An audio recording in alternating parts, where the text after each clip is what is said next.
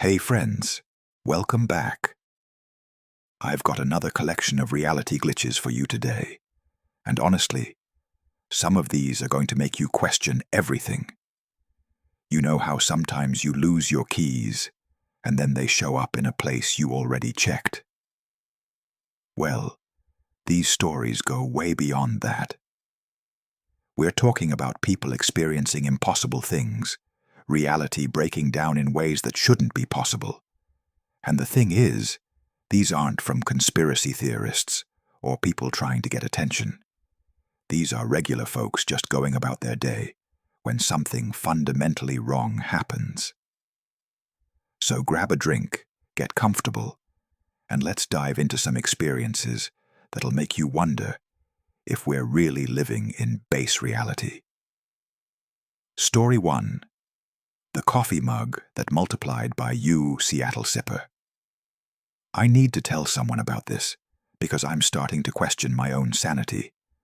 And honestly, I don't know where else to share this without sounding completely unhinged. So I have this coffee mug. Well, had this coffee mug. It's this ugly bright orange thing with "World's Okayest Employee" written on it in Comic Sans. My co-worker Janet gave it to me as a Secret Santa gift 3 years ago. It's hideous, but I use it every single day because, it holds coffee, and that's all I really need. Last Monday, I'm at my desk around 9 a.m., drinking my usual morning coffee from the orange mug. I get up to use the bathroom, leave the mug on my desk like always. When I come back, there are 2 orange mugs on my desk. Identical. Same stupid font, same chip on the handle from when I dropped it last year.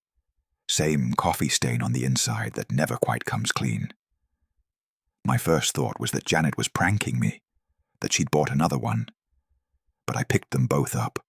They were both half full of my coffee. Same temperature, same amount of cream. I even tasted both, which I realize now was weird. But I was so confused. They tasted exactly the same. I'm a software developer. I'm a logical person. I don't believe in paranormal stuff. So I started investigating. I checked the security footage from our office cam that faces my desk. At 9:07 a.m., you can see me get up and walk away, 1 mug on the desk. At 9:09 a.m., I return, and there are clearly 2 mugs there. But here's the thing. There's nothing in between. The footage doesn't skip or glitch. One frame there's 1 mug, the next frame there are 2. I asked everyone in the office. Nobody saw anything. Janet swears she only ever bought one of those mugs, and she even showed me the Amazon order history to prove it. The manufacturer doesn't make them anymore. Discontinued in 2019. I took both mugs home. I've been using them both all week. They're both real. They both hold coffee. They both have that same tiny crack in the ceramic near the bottom that I've always worried would eventually break. Here's the really unsettling part. Yesterday, I was washing them both, and I noticed something. You know how ceramic mugs sometimes have those little imperfections in the glaze, like tiny bubbles or spots. Both mugs have the exact same pattern of imperfections. Not similar, exactly the same. Same position, same size, everything. I spent an hour with a magnifying glass comparing them. They're not 2 mugs that look alike. They're the same mug, existing twice. I'm keeping them both. I don't know what else to do. Every morning now I make 2 cups of coffee, 1 for each mug, and I set them side by side on my desk. Sometimes I catch myself staring at them, waiting for one to disappear, to prove I imagined all this. But they're both still there. I've gone over this 1,000 times. There's no logical explanation. How does an object just duplicate itself? And why that mug? Why not something valuable or important? Just my ugly Secret Santa mug that nobody else would want. Has anyone else ever experienced something like this? All right, so check this out. This next story is a quick one, but it's going to mess with your head. Story 2, Lost 3 Hours in 5 Minutes by U. Denver Days. This happened 2 months ago and I'm still trying to process it. I'm a nurse. I work the night shift at Denver General. I'm used to being tired, used to long hours. But I know the difference between being exhausted and whatever the hell happened that night. It was a Thursday, around 2 a.m. Pretty quiet night.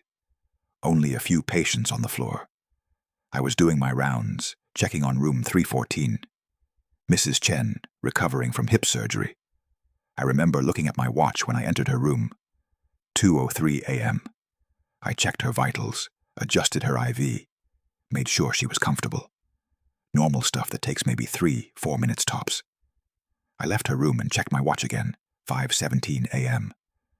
I stood in that hallway for I don't know how long, just staring at my watch. That couldn't be right. I pulled out my phone, 5:17 a.m. The hallway clock, 5:17 a.m. But here's the thing. I wasn't tired. I didn't feel like I'd zoned out or fallen asleep standing up. I felt like I'd just walked out of that room 5 seconds ago.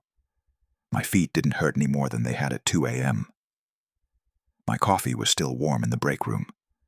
The coffee I'd poured right before going to check on Mrs. Chen.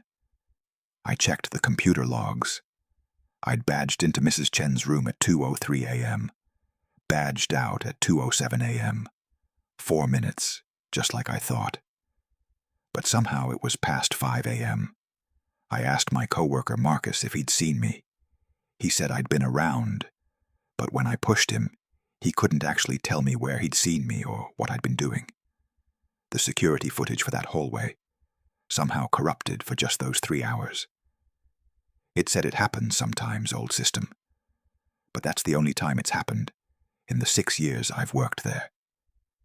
I wasn't under the influence of anything. I don't take medication. I'd had plenty of sleep the day before. I've been over this 100 times, and I cannot account for those 3 hours. They're just gone.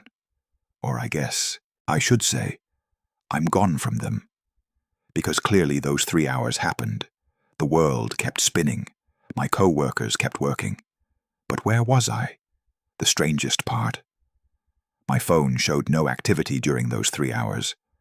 No passive data usage, no background app refresh, nothing. Like my phone also just stopped existing for 3 hours. I still work that shift. I've walked past room 314 hundreds of times since then. Nothing else weird has happened. But now, I take a photo of my watch before I enter any patient room, just in case. What do you make of that? 3 hours just gone, and the really unsettling part is that warm coffee. How does coffee stay warm for 3 hours? Here's another one for you, and this one has multiple witnesses. Story 3. The Bookstore That Shouldn't Exist by U. Philly Reader. I'm a rational person. I have a master's degree in library science. I don't believe in the supernatural, but I can't explain what happened to me and my wife last fall, and it's been eating at me ever since. We were in Philadelphia for a conference. Well, I was there for the conference. She came along for the weekend. Saturday afternoon, we're walking around the old city area, just exploring. We turn down this little side street off of 2nd Street, between Market and Chestnut. I've been to Philly dozens of times. I know that area pretty well. There's this bookstore. Margin notes, the sign said. Old wooden sign, painted green with gold letters. Looked like it had been there forever. The windows were full of antique books, first editions. My wife and I, we're both book nerds, so obviously we went in. The place was incredible. 3 stories, narrow and deep, every inch packed with books. The smell, you know that old book smell. It was perfect.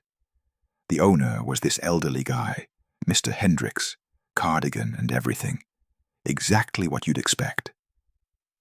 He had a cat, this fat tabby, that was sleeping on a stack of encyclopedias. We spent 3 hours in there. I bought a first edition of The Thin Man for $40, insanely cheap. My wife found this beautiful illustrated copy of Alice in Wonderland from the 1920s. Mr. Hendricks wrapped them up in brown paper and twine. Old school. He gave us his business card, said he did appraisals, told us to come back any time. Here's where it gets weird. 2 weeks later, I'm telling my colleague about the store. He's from Philly, born and raised. He says there's no bookstore on that street. I show him the business card. He's never heard of margin notes. I pull it up on Google. Nothing. No website, no reviews, no listing. My wife and I drove back to Philly the next weekend. We walked down that same side street 6 times. The bookstore isn't there. There's a brick wall between 2 buildings where we both swear the entrance was. Not a new wall. This thing has ivy growing on it. It looks like it's been there for decades. But I have the books. They're sitting on my shelf right now. The receipt is in the dashiell. Hammett. Handwritten on this old carbon paper. Dated. Signed by Mr. Hendricks. The business card is in my wallet, getting worn around the edges from me pulling it out to look at it, to prove to myself it really happened. I called the number on the card. Disconnected. I looked up Mr. Hendricks. There was a bookstore owner by that name in Philadelphia, but he died in 1987. My wife and we don't talk about it much anymore, but sometimes I catch her looking at that Alice in Wonderland book with this expression on her face. We were both there. We both remember the same details. The cat, the way the floorboards creaked, the dust motes floating in the afternoon light. I've gone back to that street 4 more times since then. I've taken photos of the brick wall. I've measured the distance between the buildings. There's not enough space. Even if there had been a building there that got demolished, there's not physically enough space for the store we were in. But I have the books. I have the receipt. I have the business card. Last month, I had the Hammett book appraised out of curiosity. The appraiser said it was genuine, worth about $600. He also said something that made my skin crawl.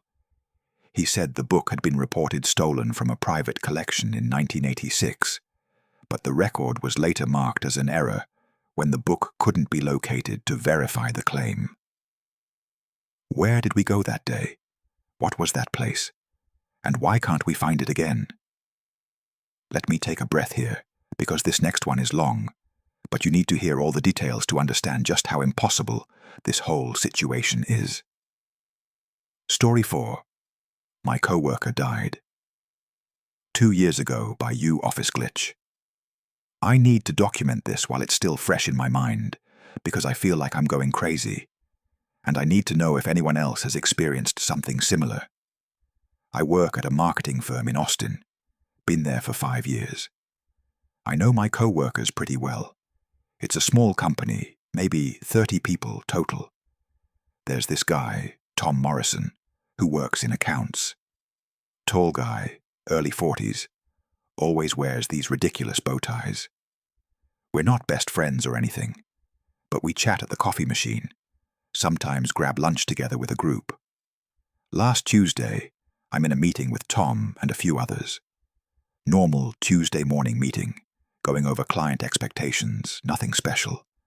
Tom makes a joke about his bow tie. This one had little tacos on it, because, Tuesday. We all laugh. Meeting ends, everyone goes back to work. That afternoon, I'm talking to our receptionist, Sarah, and I mention something about Tom's taco bow tie. She goes pale. Like, actually pale. She asks me what I'm talking about. I say Tom, from accounts, the bow tie guy. She looks at me like I've grown a second head and says, Tom Morrison died 2 years ago. I thought she was joking, But she wasn't laughing. She pulled up an email on her computer, a company-wide email from May 2021 about Tom's passing. Car accident. There was even a link to his obituary. I'm reading this obituary, looking at Tom's photo, while Tom is sitting 50 feet away at his desk, very much alive, typing on his computer. I'm not an idiot. I know how insane this sounds. So I started investigating, carefully, because I didn't want people to think I was losing it. I checked my email.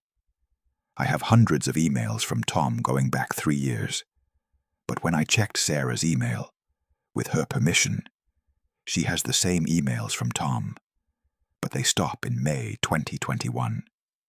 In her inbox, the recent emails I have from Tom don't exist. I pulled up our team photos. There's one from our holiday party last December. In my phone, Tom is in the photo, standing right next to me, wearing a bow tie with little reindeer on it. I remember him specifically because he spilled red wine on my sleeve. But when I asked Sarah to show me the same photo from the company-shared drive, Tom isn't in it. I'm standing next to empty space, and my sleeve is clean. Here's where it gets worse. I started quietly asking other co-workers about Tom, pretending I was looking for him. Half of them know exactly who I'm talking about, say he's probably in his office or at lunch. The other half, they look at me with this confused, sometimes sad expression, and remind me that Tom passed away 2 years ago. It's not random who remembers him and who doesn't. Everyone hired after May 2021 knows Tom. Everyone who's been there longer thinks he's dead, except me. I've been there 5 years, and I see Tom every single day. I couldn't take it anymore. Yesterday, I confronted Tom directly. I asked him, point blank, if he remembered being in a car accident in May 2021. He laughed, said he'd never been in an accident worse than a fender bender. I showed him the obituary on my phone. He went quiet, read it 3 times. Then he said, "That's not possible. I'm right here." We went to HR together. The head of HR, Janet, she's been there 8 years. When Tom walked into her office, she screamed. Actually screamed. Then she started crying, saying, "This isn't possible," over and over. She had a photo on her desk from Tom's memorial service. Tom saw the photo. He's looking at his own memorial service, at Janet giving a speech next to a blown-up photo of him. And he just sits down and says, "I don't understand. I've been here every day. I haven't missed a single day of work." We spent 4 hours in that office. Janet pulled up every record she could find. In the official records, Tom's employment was terminated on May 15th, 2021, due to death. His final paycheck was issued to his estate. His 401k was distributed to his beneficiaries. But Tom has pay stubs, recent ones. He's been getting paid this whole time. He has a different employee ID number now, one that was apparently created in June 2021, with a hire date of June 2021. In the system, there are somehow 2 Tom Morrisons, one who died, and one who was hired a month after the first one's death. Tom's wife was listed as his emergency contact. Janet called her. She was confused why someone from Tom's office was calling, said Tom had left for work that morning like always. But when Janet mentioned the date May 15th, 2021, Tom's wife went silent. Then she said, "We don't talk about that day." When pressed, she would only say that something happened that day, something she couldn't explain, and they decided as a family to never discuss it. As of right now, Tom is still coming to work. HR doesn't know what to do. Legal doesn't know what to do. Tom doesn't know what to do. Half the office sees him, half doesn't. We've started keeping a log of who can interact with him each day, because it changes. Yesterday, Sarah could suddenly see him again. She had no memory of telling me he was dead. I'm the only one who seems to remember both versions consistently. The version where Tom died, and the version where Tom is alive. I can access both sets of emails, see both versions of photos. I don't know why it's me. I don't know what's happening. Tom and I have lunch scheduled for tomorrow. We're going to try to figure this out. But honestly, I don't think there's anything to figure out. I think reality just broke, and we're all just pretending it didn't. If anyone has any theories, I'm all ears. Because I'm out of explanations. Man, that last one really gets to me every time I read it. The idea that half the office can see him and half can't.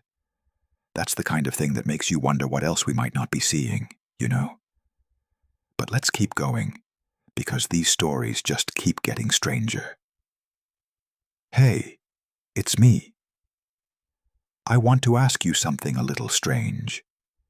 Do you ever get that feeling when you're driving a familiar route, like your commute, and suddenly you're home, but you don't remember the actual drive?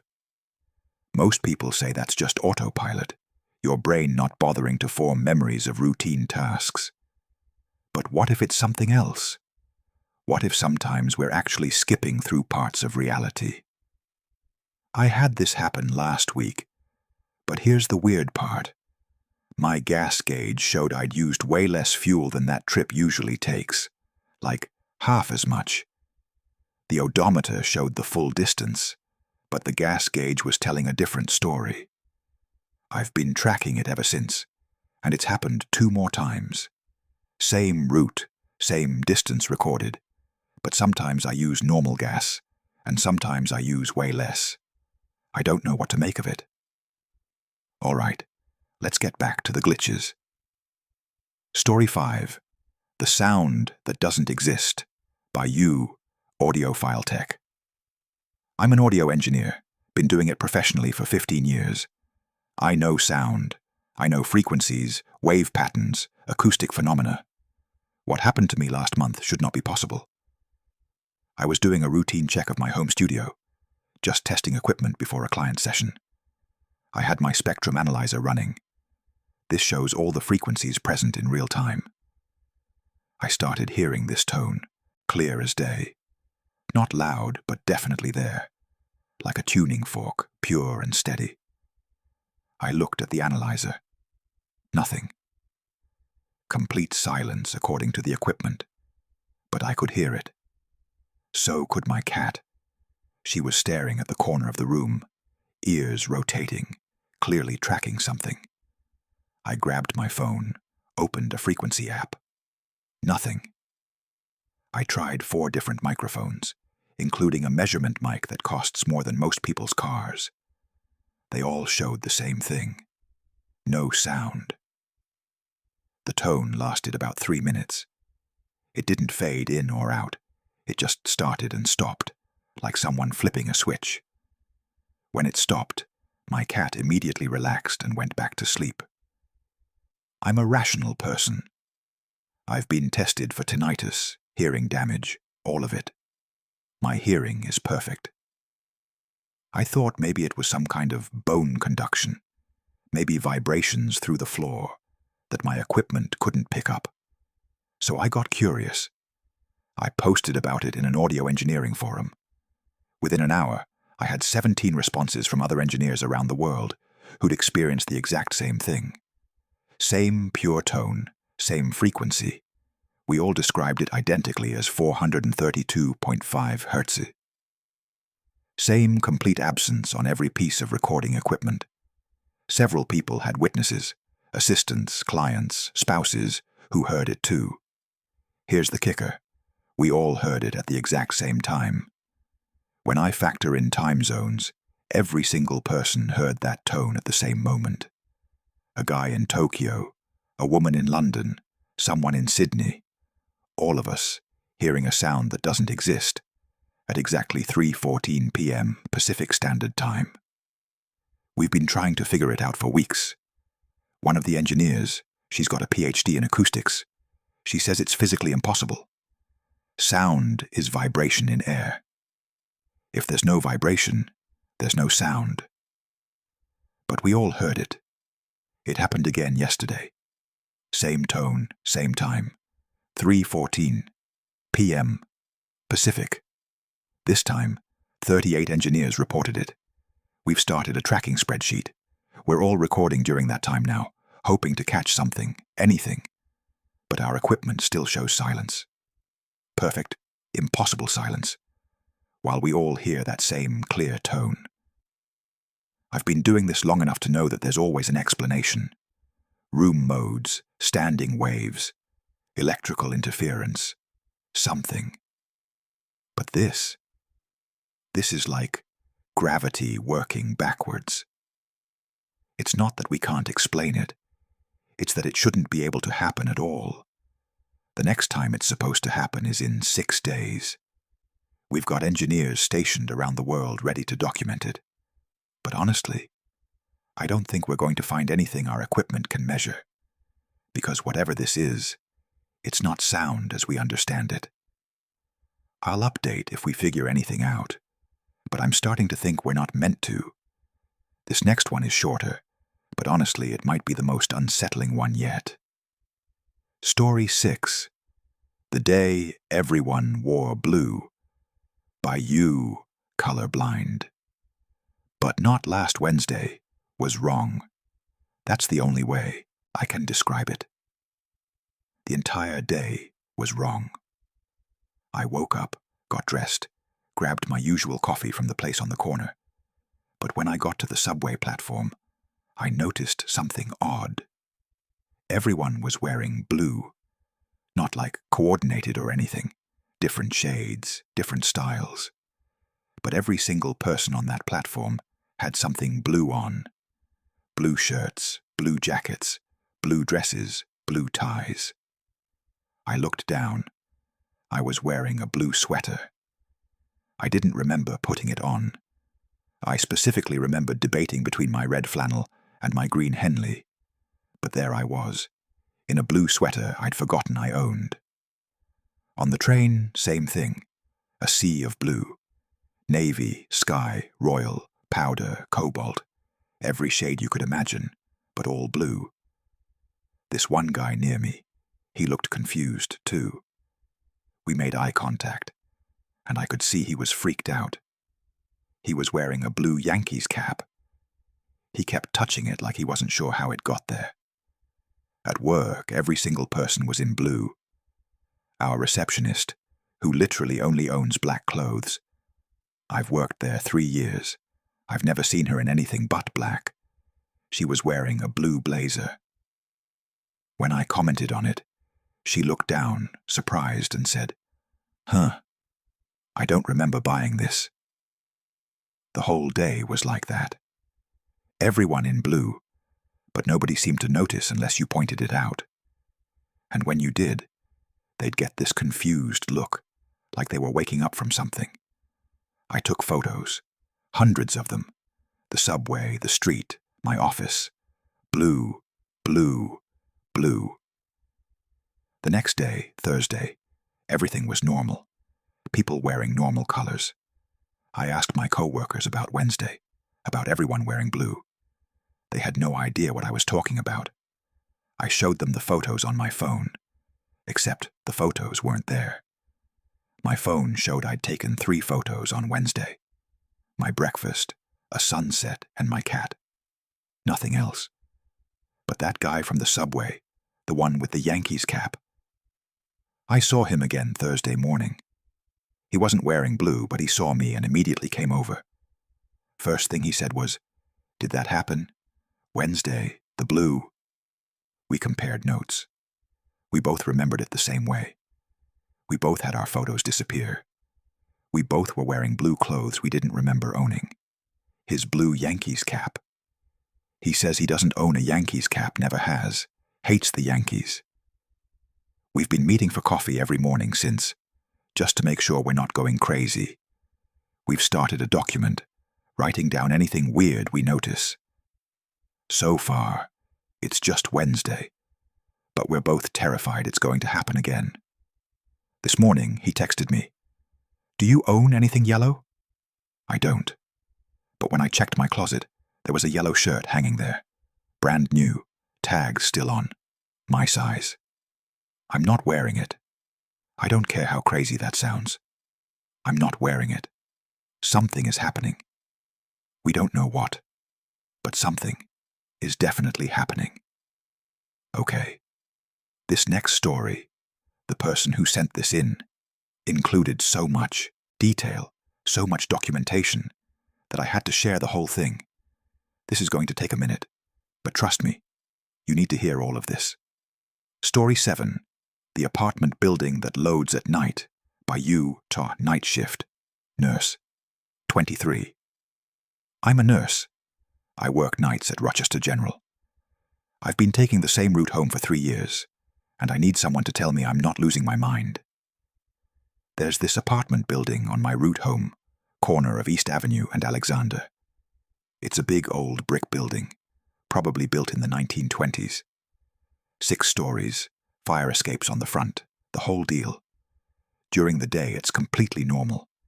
People coming and going, lights in windows, laundry hanging on some of the fire escapes. I've seen kids playing on the front steps, people walking dogs. Normal apartment building. But at night, specifically between 3:17 a.m. and 4:42 a.m., something's wrong with it. I first noticed about 8 months ago. I was driving home after a rough shift, stopped at the red light at that corner. I was just zoning out, staring at the building, when I realized I couldn't see the top of it. Not like it was dark or hidden. It just wasn't there. The building went up 4 stories and then just stopped. No roof, no 5th floor, no 6th floor. Just empty space where the rest should be. I figured I was exhausted, seeing things. But the next night, same thing. The building was incomplete. Like someone had deleted the top third of it. I started documenting it. Every night I worked, I'd drive past and take a photo. Between 3:17 a.m. and 4:42 a.m., the building is wrong. Sometimes it's missing floors. Sometimes the windows are just black squares, no glass, no curtains, just voids. Sometimes the fire escapes are there, but they're not connected to anything, just floating against the brick. The really unsettling part, people still live there. I can see them in the windows that do exist, moving around their apartments like nothing's wrong. I once saw a guy on the 4th floor walk his dog out onto a fire escape that, from my perspective, wasn't attached to the building. The dog walked on nothing. They stood on nothing, then went back inside. I've started timing it. At 3:16 a.m., the building is fine. At 3:17 a.m., it starts to flicker, like a bad video game loading. By 3:18 a.m., pieces are missing. It's worst around 3:45 a.m. Sometimes the entire middle section is gone, with the top floors just floating there. At 4:41 a.m., it starts to flicker again. At 4:42 a.m., it's whole, every single time. I've brought other people. My friend Marcus came with me once. He saw it too. We sat in my car, watching this building just exist wrong for over an hour. He took videos. The videos show exactly what we saw. This impossible, broken building with people living in it like everything's fine. I finally worked up the courage to go inside during the glitch hours. This was 2 weeks ago. I walked up to where the front door should be at 3:30 a.m. The door was there, but when I looked through the glass, the lobby wasn't. Just black. Not darkness, absence, like looking into nothing. But I could hear people. Footsteps upstairs, a TV somewhere, a baby crying. Normal apartment sounds coming from a building that wasn't completely there. I touched the door handle. It was solid, cold, real. I turned it. It opened. And the second I stepped inside, everything was normal. The lobby was there, fluorescent lights humming, ugly carpet, mailboxes on the wall. I could see outside through the door I'd just walked through, but from inside, the building was complete. I went back outside. The building was broken again. I went back inside. Normal. Outside, broken. Inside, normal. I've done this 12 times now. Every single time the building is only complete from the inside. And here's the thing that really messes with me. The people who live there don't know. I've talked to 3 residents, pretending to be looking for an apartment. They've all lived there for years. They've never noticed anything wrong. One woman even said she loved how quiet it was at night. Last week, something new happened. I was watching from my usual spot at 3:45 a.m. when I saw someone else outside, looking up at the building. A man, maybe 60s, taking photos just like I had been. I got out and approached him. Before I could say anything, he said, "You can see it too." His name is Walter. He's been watching this building since 1987, 36 years. He has notebooks full of observations. According to him, it's getting worse. In 1987, it would only unload, his word, for 3 minutes once a month. Now it's an hour and 25 minutes every single night. He has a theory. He thinks the building isn't entirely in our reality. He thinks it exists partially somewhere else. And at night, when there's less observation, less consciousness focused on it, it stops maintaining its presence here completely. During the day, enough people see it, expect it to be there, so it stays stable. But at night, it lets go. I don't know if I believe that, but I don't have a better explanation. Walter and I meet there now, 3 nights a week. We document everything. We've noticed patterns. The unloading is getting longer by about 4 seconds each month. If Walter's records are right, and if the pattern continues, by November 2047, the building won't reload at all. I still drive past it every morning after work. It's always whole in the dawn light, always normal. But I know what it really is now, or what it isn't. I don't think I can explain this any better. All I know is that there's an apartment building in Rochester that doesn't entirely exist, and the people living in it have no idea. Here's another one for you. Story 8. My reflection started arriving early by you, doe mirror mirror. This started small, so small I didn't notice it at first.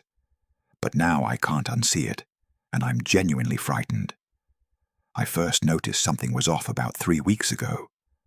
I was brushing my teeth before bed, and when I spit out the toothpaste and looked back up, my reflection was already looking at me. Like it had been waiting for me to look up. Not a big deal, probably just tired, didn't think much of it. But then it kept happening. I'd glance at mirrors, windows, any reflective surface, and my reflection would already be in position, already looking where I was about to look, already smiling when I was about to smile. It was subtle, maybe a fraction of a second early, but it was wrong. I started testing it. I'd stand in front of my bathroom mirror and make sudden movements. Quick hand raises, sudden turns, rapid expressions. My reflection was always there first. Not by much, we're talking milliseconds, but it would start moving before I did. Then last week, it got worse. I was getting ready for work, fixing my hair in the mirror. I reached for my hairbrush on the counter. My reflection reached for it too, but its hand got there first, a full second before mine. I watched my reflection pick up the brush while my hand was still moving toward it. I'm a software developer. I understand latency. I understand delays. But this was backwards. This was my reflection leading, not following. That's not how physics works. That's not how light works.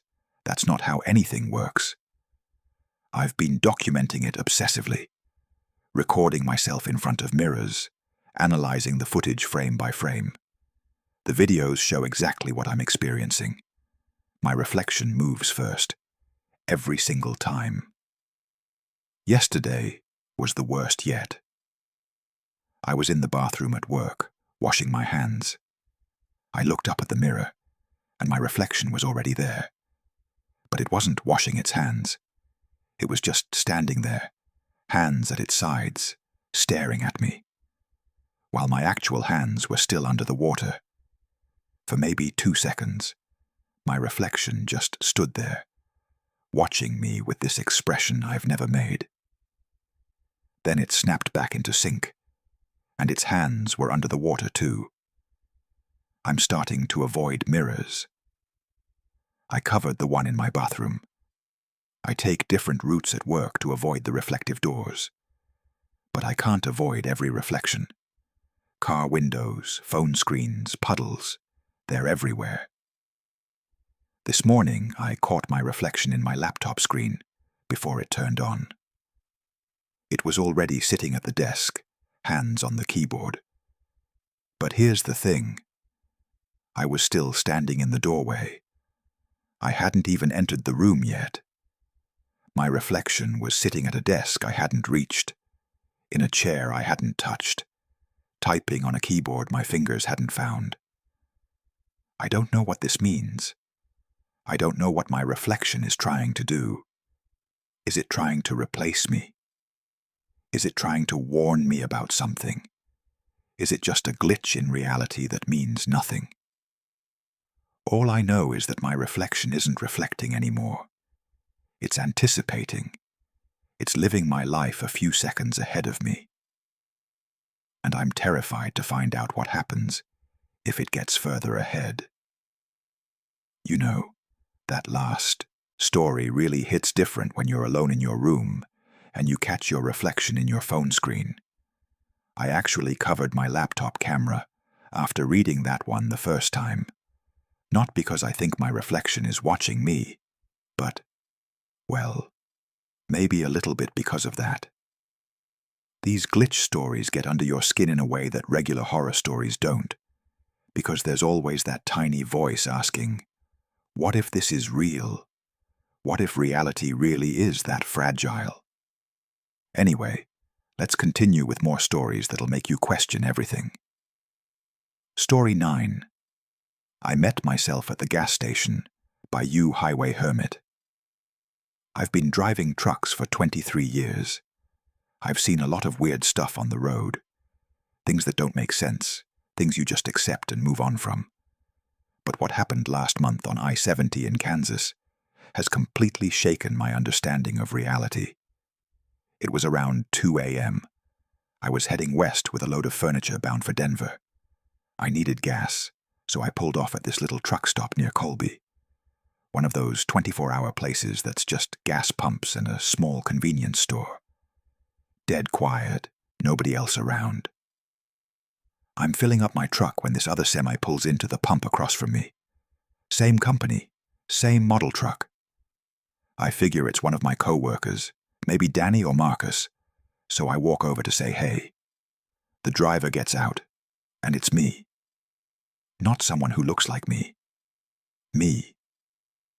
Same face, same scar on my left eyebrow from when I fell off my bike at age 7, same stupid tattoo on my forearm that I got in the Navy. Even wearing the same Cardinals baseball cap I had on, with the same coffee stain on the brim. We just stood there, staring at each other. He looked as shocked as I felt.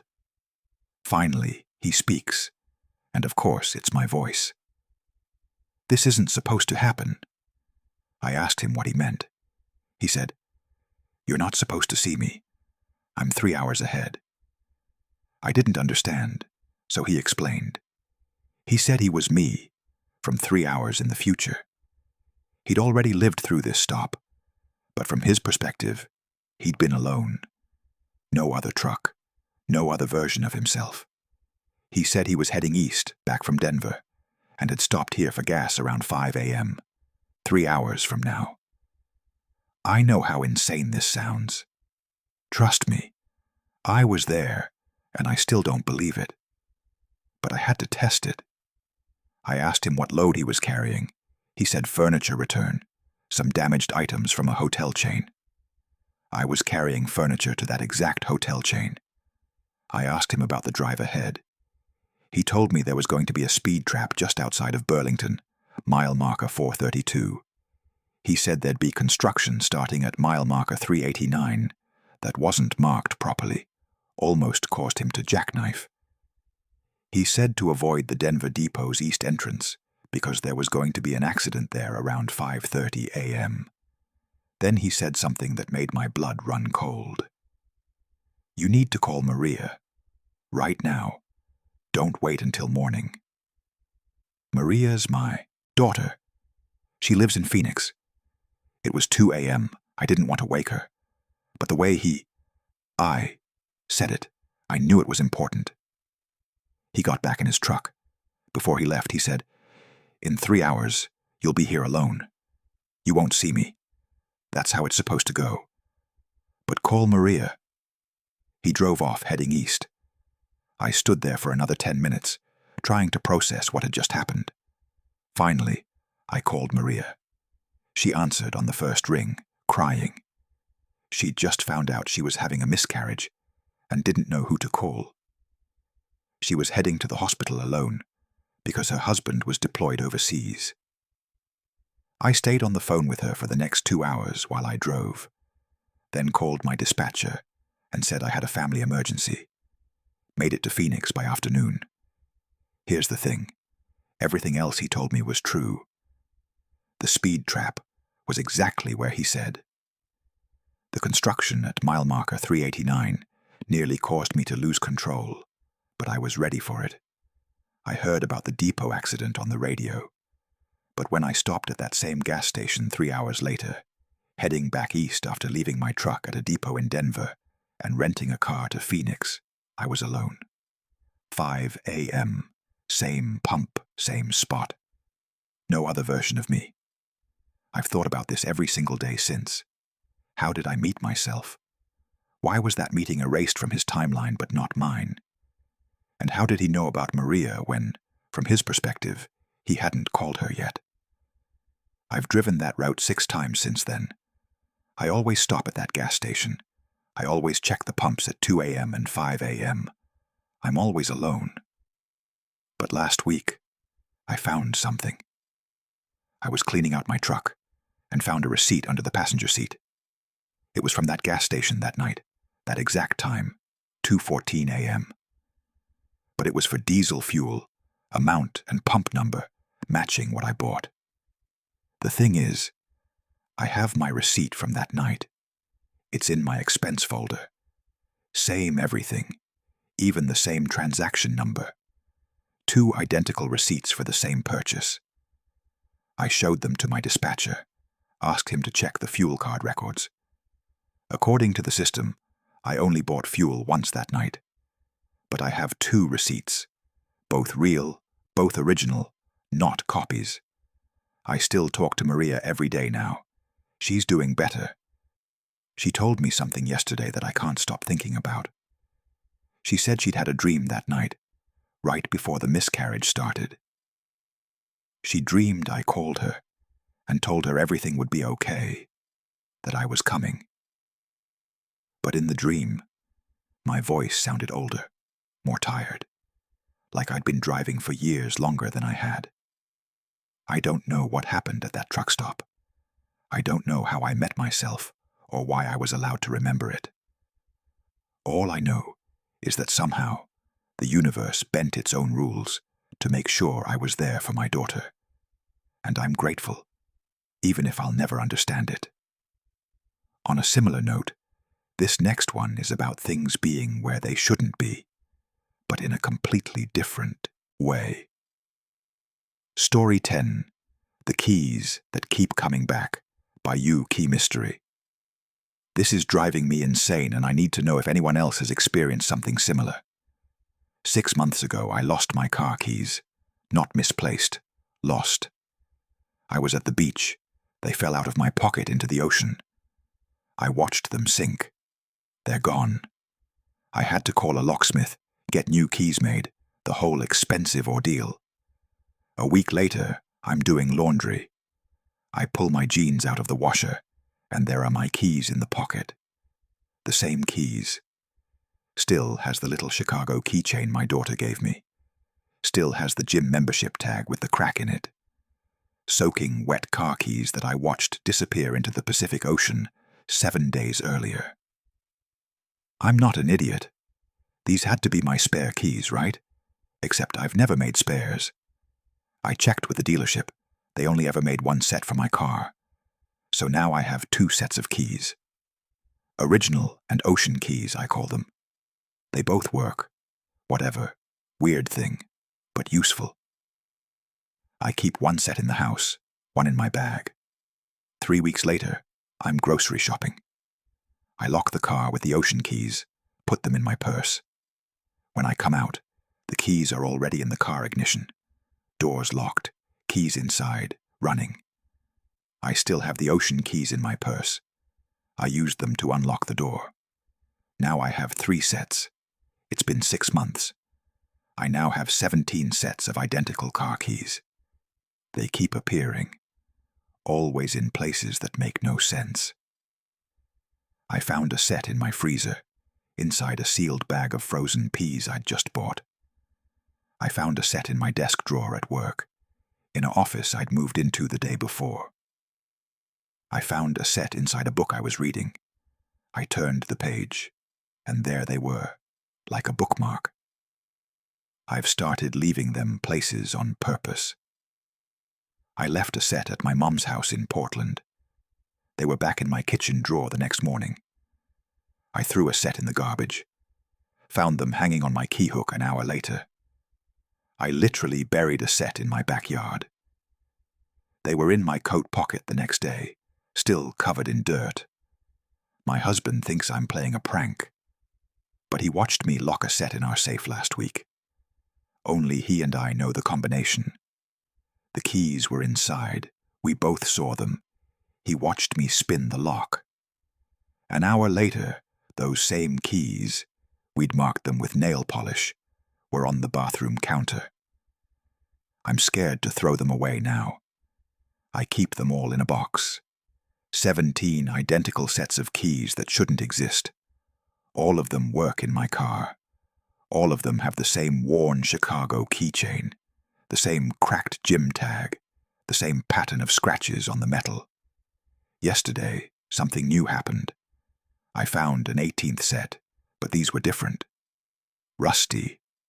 Old. Like they'd been underwater for years, not 6 months. The Chicago keychain was so corroded I could barely read it. They still worked in my car. I don't know what this means. I don't know why it's happening. But I'm starting to think those keys I lost in the ocean are trying to come back, and they're bringing friends. Does anyone have any explanation for this? Because I'm running out of places to store keys, and I'm terrified of what happens when I find the 19th set. Speaking of things appearing where they shouldn't, let me tell you about this absolutely mind-bending investigation story. Story 11. The Room That Exists on Thursdays by You Apartment Hunter. I'm a property manager for a large apartment complex in Seattle. My job involves knowing every inch of our buildings, every apartment number, every maintenance closet. I've been doing this for 8 years at the same complex. I know these buildings better than I know my own house.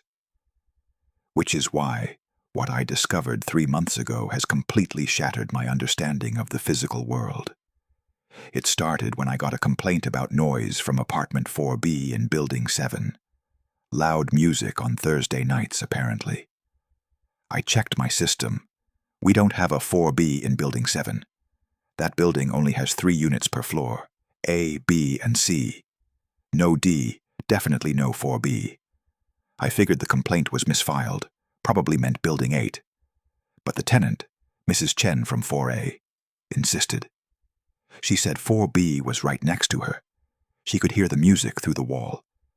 She'd even knocked on their door, but no one answered.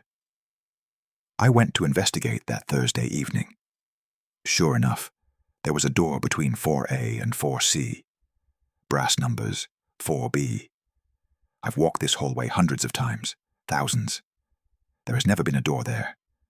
I tried my master key. It worked. The door opened. Inside was a fully furnished apartment, lived in. Dishes in the sink, mail on the counter, shoes by the door. The music Mrs. Chen complained about was playing from a modern sound system. But no one was home. The mail was addressed to someone named David Park. The dates were current.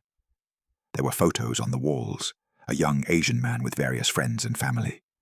Normal apartment, normal stuff. Except this apartment does not exist in our building plans, our rental database, our property tax records, nothing. I took photos, videos. I measured the space. The hallway is 47 feet long. With this apartment, it's 47 feet long. Without it, it's still 47 feet long. The space doesn't add up. It's like the apartment exists in some kind of pocket dimension attached to our building. I came back Friday morning with our maintenance supervisor, Rick. The door wasn't there. The wall between 4A and 4C was solid, painted, looked like it had been there forever. Rick thought I was playing a joke. I showed him the photos on my phone. They were corrupted, just gray static.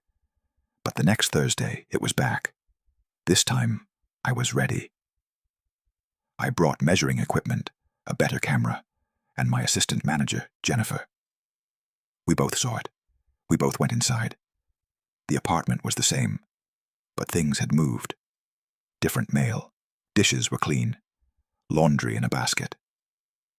We decided to wait for David Park to come home. We sat in that apartment for 4 hours. At exactly midnight, we heard a key in the lock. We stood up, ready to finally meet this impossible tenant. The door opened. No one came in, but we heard footsteps, heard someone humming, heard keys hit the counter. The shoes by the door rearranged themselves. The TV turned on by itself. Cabinet doors opened and closed. A beer appeared on the coffee table, opened, and the level of liquid started going down like someone was drinking it. Jennifer ran. I stayed, trying to talk to whatever was happening. I said, "David? David Park." The humming stopped. The beer stopped moving. Then I heard, clear as day, but from nowhere, "You're not supposed to be here on Thursday." I asked what that meant. The voice said, "Thursday is my day. The other days are yours." I've been back every Thursday for 3 months. Sometimes David is home, sometimes not. When he is, it's always the same. Invisible, but present. We've developed a sort of communication. I leave notes, he responds. He says he signed a lease for the apartment in 2019. From his perspective, the apartment is always there, but the rest of the building only exists on Thursdays. The other 6 days, his front door opens into nothing, so he stays inside. He's not a ghost.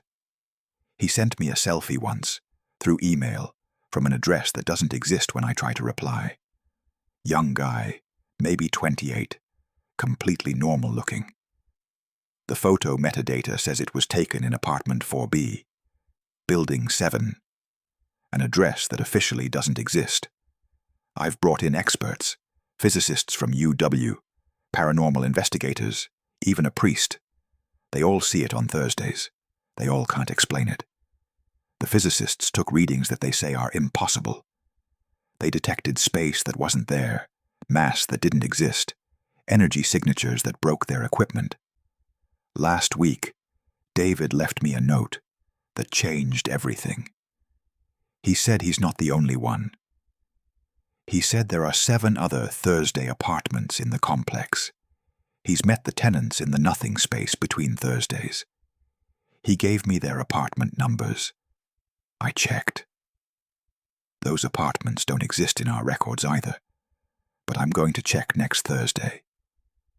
The thing that scares me isn't that these impossible apartments exist. It's that David says he used to live in a normal apartment, 2B, in Building 3. I checked our records. We've never had a 2B in Building 3. That building has always been A and C only, which means either David moved from one impossible apartment to another, or apartments in our complex are shifting into some other dimension, taking their tenants with them.